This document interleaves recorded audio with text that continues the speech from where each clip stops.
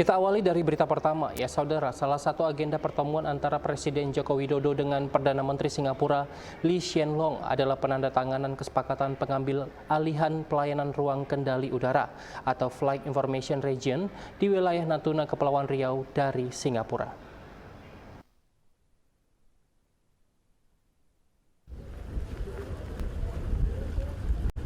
Dalam pertemuan ini, Presiden Jokowi menyatakan bahwa kedua negara sepakat untuk memperkuat kerjasama dalam pemulihan ekonomi. Jokowi menyebut Singapura merupakan investor terbesar di Indonesia.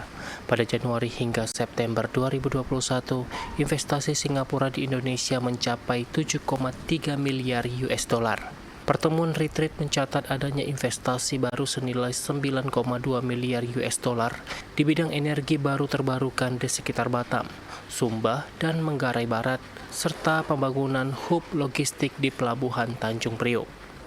Jokowi menyatakan investasi di bidang energi baru terbarukan terus menjadi prioritas pemerintah dalam memajukan ekonomi hijau dan berkelanjutan. Untuk mendukung investasi hijau, pada rangkaian pertemuan retreat ini telah ditandatangani MOU kerjasama energi, MOU kerjasama green, dan circular economy development. Document. Kindly take your seat.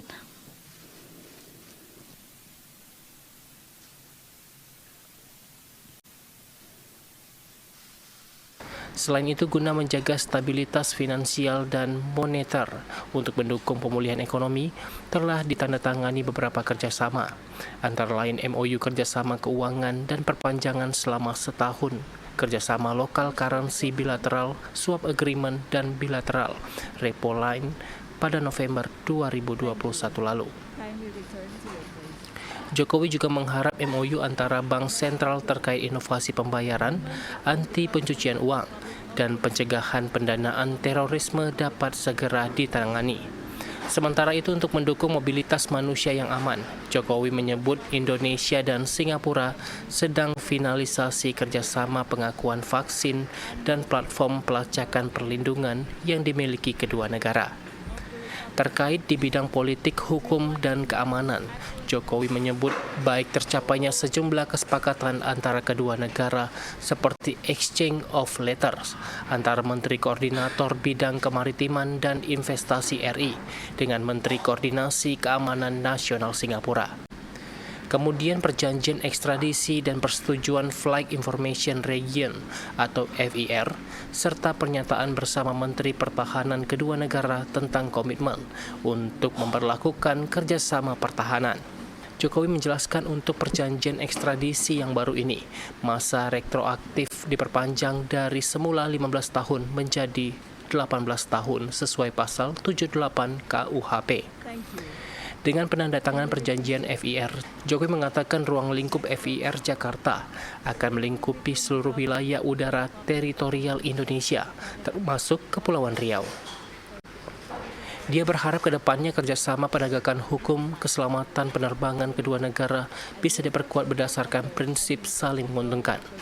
Untuk kerjasama pendidikan dan pengembangan sumber daya manusia, Jokowi menyatakan kerjasama di bidang ini menjadi komitmen kedua negara sejak beberapa tahun lalu.